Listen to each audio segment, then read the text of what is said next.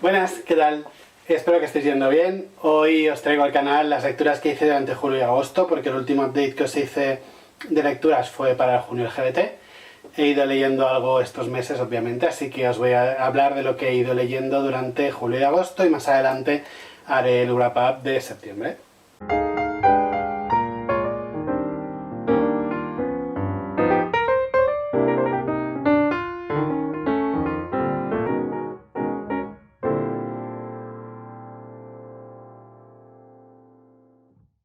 He leído, si no me he descontado, un total de 6 libros y vamos a empezar ya porque os tengo que ir hablando de cosillas y tampoco quiero que el vídeo se haga ultra largo. Empezamos por el primero, fue La acusación de Bundy. Lo leímos para el club de lectura Wabi Sabi, que en la descripción tenéis cómo uniros si os apetece. Y le di 4 estrellas sobre 5. A ver, ¿de qué va la acusación? Básicamente se trata de un compendio de relatos que se sitúan en Corea del Norte. El autor es de Corea del Norte, cosa que es importante, porque hay muchas novelas y cuentos que van sobre Corea del Norte y los autores no son de allí. El autor actualmente sigue viviendo en Corea del Norte, es anónimo y la verdad es que hubo un poco de carambola para hacer salir los relatos del país. El caso es que los cuentos se sitúan en la década de 1990 y a través de estas narraciones nos irá enseñando lo que el pueblo norcoreano debe sufrir día a día y nos mostrará un poquito lo terrible que es esta dictadura tan horrible y hermética que se vive allí. Lo que debo decir del libro es que me parece un libro necesario, pero hay una parte que juega a favor y en contra de lo que narra y es la frialdad del narrador. Por una parte, pues te aleja un poquito de lo que está ocurriendo y hay veces que puede, bueno, desde el punto de vista occidental, pues no entender muy bien por qué los personajes actúan como actúan, pero también es cierto que esa frialdad, ese alejamiento con la que se narra todo, pues remarca aún más lo descarnado y la falta de empatía que tiene el régimen norcoreano. La verdad es que en este libro se nos narran circunstancias horribles donde el peso del régimen es patente, donde podemos ver el enorme poder y el abuso del mismo que ejerce este gobierno despótico que trata como objetos a su pueblo. Veremos situaciones muy absurdas que, la verdad, hay veces que te hace plantearte si esto puede ser real o si es exageración, y cómo cualquier cosa se puede usar tanto para jugar a tu favor como para ir en tu contra y hacerte la vida imposible, y cómo el peso de las acciones de alguien puede seguir impactando en la vida de generaciones más tarde en esa familia. A mí me gustó mucho, no me merece un 5 sobre 5, pero disfruté muchísimo de este libro y más que disfrutar aprendí mucho de cómo funciona y lo terrible que es vivir en un país como Corea del Norte. El segundo libro del que os quiero hablar y que leí fue Tokio, Estación de Bueno, de Miri Yu. Creo que si habéis seguido el canal ya he dicho más de una vez que quería leerlo. De hecho había salido ya en el Club Wabi Sabi y nunca llegó a salir elegido, así que bueno, al final en la Feria del Libro de Madrid me lo compré y me lo leí porque le tenía muchísimas ganas. Le he dado 3 estrellas sobre 5 y quizás uno de los chascos más grandes que me he llevado este año. Quizá quiero pensar que la expectativa lo mató. En fin. El protagonista es un fantasma que murió atropellado en la estación de Bueno, y a partir de su vagar por esta tierra como fantasma haremos un repaso a su historia cuando estaba vivo, qué le ocurrió para acabar como acabó, y el actual Japón ahora que está muerto. Se trata de una crítica a la sociedad japonesa, a su sistema, a cómo se les da la espalda a la gente que incomoda al grueso de la sociedad, y creo que tenía un potencial enorme como novela, pero no. La narración es a ratos confusa, se llega a hacer incluso aburrida. Yo no creo que ahonde todo lo que se podría haber ahondado. Se me quedó como en un quiero y no puedo. No sé, sinceramente creo que es un libro que pasará sin pena ni gloria y que no me dejará un recuerdo de estos indelebles a medida que pasen los años. Es una lástima porque creo que tenía muy buen potencial. Yo le tenía muchas ganas, quizá fue la expectativa la que lo mató, pero es un libro súper cortito y creo que si hubiera sido un poquito más extenso y mejor cohesionado, se hubiera hecho una narración mucho más coherente, probablemente más dinámica también y muchísimo más profunda. El tercer libro que leí me lo leí en francés y es Stupeur et Tremblement de Amélie Nothomb, que si no me equivoco se tradujo al español como Estupor y Temblores. Le he dado 3 estrellas sobre 5, es mi segundo libro de Nothomb. Yo empecé leyéndolo cuando iba a francés, leí Peplum de Amélie también, me lo pasé genial, me pareció un libro maravilloso.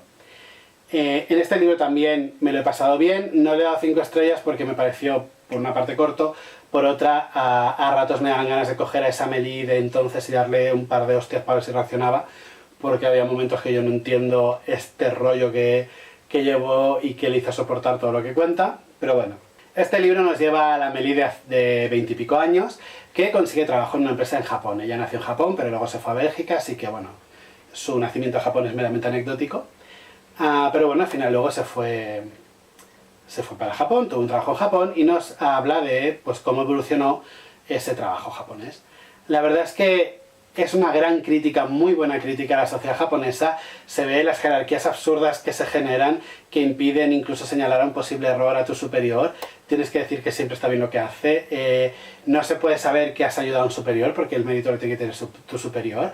No se le puede hablar de según qué forma a tu superior porque tu superior está faltando al respecto. No puedes cuestionar una orden absurda porque te la ha dado tu superior y así un largo etcétera. También es una crítica a lo difícil que lo tiene la mujer en esa sociedad para hacerse un lugar en la escena laboral japonesa y los comportamientos tóxicos que se derivan de todo esto y que al final crea una suerte de conductas muy enfermizas que se crean en este caso entre Amélie y la que es su supervisora. Es un libro que está muy bien. Yo le he dado 3 estrellas sobre 5 porque no conseguí empatizar del todo con los personajes, tampoco con el de Amélie. Pero la verdad es que se lee en un plis porque es que es una obra súper corta. Es muy interesante porque puedes ver un poco pues todo esto que os contaba de la sociedad japonesa y creo que merece mucho la pena leerlo. Yo os lo recomiendo muchísimo. El tercer libro que leí fue Memorias del Rey Sol, que escribió el mismo Luis XIV, al que le he dado 5 estrellas sobre 5 porque creo que es imprescindible leerlo si te fascina este episodio de la historia de Francia. También os tengo que decir que si lo que esperáis encontrar aquí es el diario personal del Rey Sol, sus confesiones sobre amores, los sentimientos hacia su hermano, los cotillos de la corte en general y tal, siento deciros que no es vuestro libro, no lo leáis, porque al final las Memorias del Rey Sol resulta un tratado de cómo gobernar que Luis XIV dejaría al delfín en un intento de guiarlo en el arduo camino que es convertirse en un buen rey.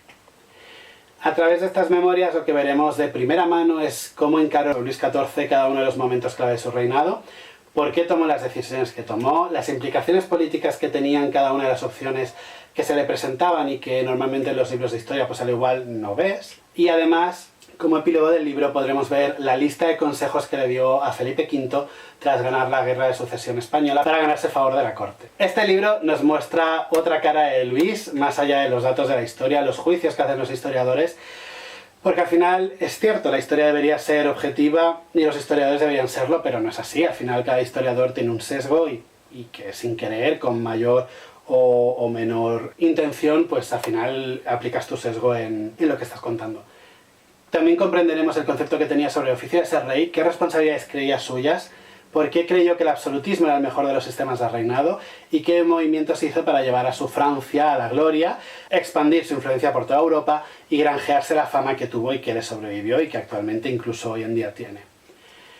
Algo que me chocó enormemente y que he dicho ya en el podcast cuando hablé de esto con Jesús es que durante todo el libro Luis habla muy bien de las mujeres más importantes que pasaron por su vida, pero de pronto en una sola página y ya para el final del libro se marca una arenga machista donde pone a caer de un burro al género femenino que a mí me dejó francamente flasheado, porque estaba todo el rato diciendo que si mi augusta madre que bien lo hizo y mi mujer a la que siempre quise, bla bla, y de golpe y porrazo empieza a decirte que si las tías todo lo hacen mal, que se dejan guiar por los sentimientos, que te llevan a la perdición, que son lo peor, que son manipuladoras. Bueno, increíble. En una página se marca un discurso que te deja flipando. Pero, en todo caso, yo creo que es un libro, a mi parecer, como ya os he dicho, indispensable para todo aquel que ame la historia de Francia, sobre todo el periodo del reinado de Luis XIV. Y yo creo que es totalmente recomendable e interesante para ver un poquito cómo funcionaba su cabeza, más allá de lo que os pueda contar la historia canónica que podemos estudiar en el instituto o en el colegio. El siguiente libro del que os quiero hablar es La destrucción de Khrushchev, de Isaac Bashevis Singer, que leí gracias a Jorge de Eclipse de Letras y al que le di 4 estrellas sobre 5. Se trata de una novela brevísima donde, de la mano del gran Isaac Bashevis Singer, que es un escritor archirreputado, nos encontraremos ante una narración del mismísimo demonio que nos explicará cómo llevó a cabo la perdición de la pequeña ciudad de Khrushchev, en Polonia, gracias a sus tejemanejes que le permitieron pervertir a los más puros del pueblo. Voy a intentar no hacer spoiler, porque la novela es tan pequeña que es que como os cuento un poquito más de la novela os digo de qué va. Total, os quiero decir que nos encontramos ante una novela que está muy bien escrita, como no podía ser de otro modo. De hecho, los relatos de Isaac Bashevis Singer son también una maravilla. Y que, como casi siempre, no he leído todo lo de Isaac Bashevis Singer, pero casi todo lo que he leído nos habla un poco del pueblo judío, y esta vez pues es también lo mismo. Nos acerca a la forma de vivir que tenían los judíos de la época en Polonia. Veremos diferentes tradiciones del pueblo judío y también veremos diferentes sectas dentro del judaísmo, que es a través de esto que el demonio pues hace sus historias.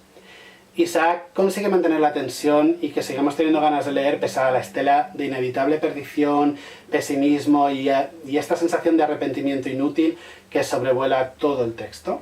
Pero, y por eso no tiene 5 estrellas sobre 5, en contrapartida me resultó una novela muy corta. Creo que si hubiera sido un poquito más larga podría haberse ahondado un poquito mejor en el drama, en el desarrollo de la caída en desgracia de los personajes. Se volvería entonces una obra redonda donde podríamos disfrutar de todos los detalles de manipulación que se ponen en marcha durante el transcurso de la novela. Y creo que, bueno, debido a esta brevedad que os conto, creo que en el caso de uno de los personajes, a mí, en mi humilde opinión, me parece que no queda claro si la conducta final de él es fruto de una epifanía o simplemente no es sincero y sigue jugando. A mí no me quedó claro.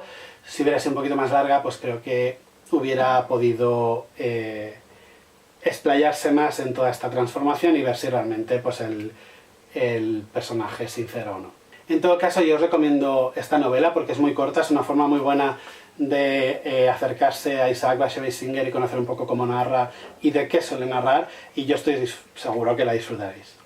El último de los libros del que os quiero hablar es Flores de verano, de Tamiki Hara, al que le di también 4 estrellas sobre 5 y que quizá sea un poco mi segundo chasco de estos 2 meses.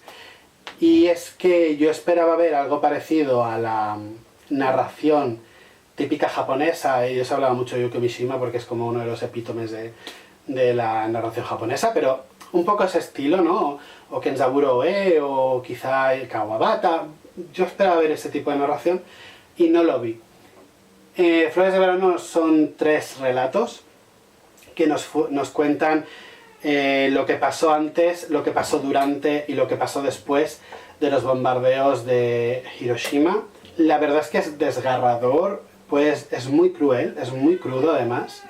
Tengo a mis gatos matándose, así que si escucháis en algún momento gatos, son ellos. Lo que os decía, es desgarrador incluso, pero también es muy inconexo. Creo que a nivel de calidad narrativa no es lo que uno espera de una novela. Creo que a veces es confuso, no acabas de entender qué personaje está haciendo cada cosa, pero si le doy estas 4 estrellas, estoy entre 3 y 4, pero si le he dado 4 estrellas sí a priori, es porque como testimonio de los bombardeos de Hiroshima me parece de lectura obligatoria. Me parece que puedes ver todo lo que hizo ese bombardeo, cómo la gente vivió las consecuencias de la bomba, porque pensad que cuando se tiró la bomba nuclear de Hiroshima, pues la gente no sabía las repercusiones que iba a tener, tampoco sabía que la radiación sigue quemando durante mucho tiempo después de la bomba. De hecho, la bomba no llegó a tocar el suelo,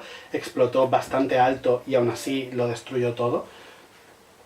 Y luego tuvo todas unas consecuencias a nivel de enfermedad de ese pueblo bárbaras. Y no solo eso, sino que Japón luego los trató como apestados porque a raíz de la bomba nuclear hubo el rollo este de que, claro, tenían mogollón de cáncer y muchos problemas de salud y se pensaba que, bueno, pues que eran como los leprosos del momento, ¿no? Entonces, esto no se llega a ver porque Tamiki Hara se suicidó antes, pero sí que puedes ver un poquito cómo se vivió los primeros bombardeos, que eran normales, la guerra y tal, cómo se vivió la bomba, porque te narra en primera persona cómo explota la bomba y cómo uno de los personajes que vive la deflagración pues sobrevive, y luego pues qué pasa un tiempo después, ¿no?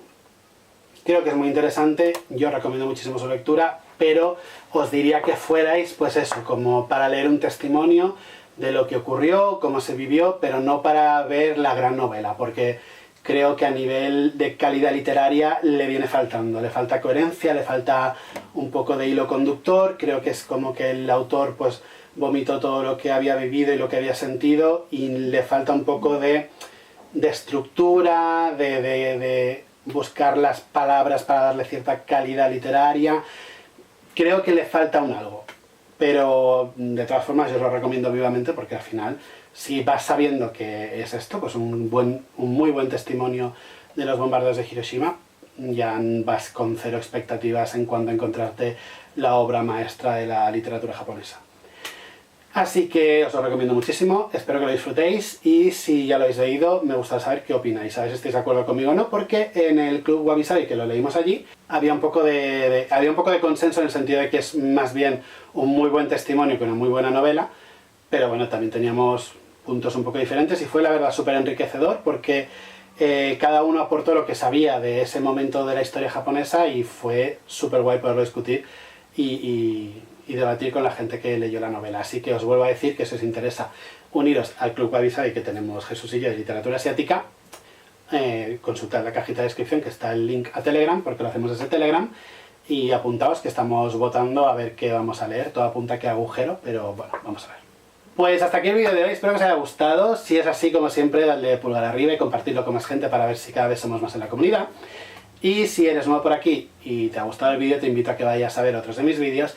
Y si te gusta el contenido que hago, pues te invito obviamente a que te suscribas y que le des a la campanilla para que YouTube te avise de nuevos vídeos que vaya subiendo. Como siempre, os doy en los comentarios, os contestaré. Ya sé que a veces voy con retraso, pero os contestaré a todos. Y nos vemos la semana que viene. ¡Chao!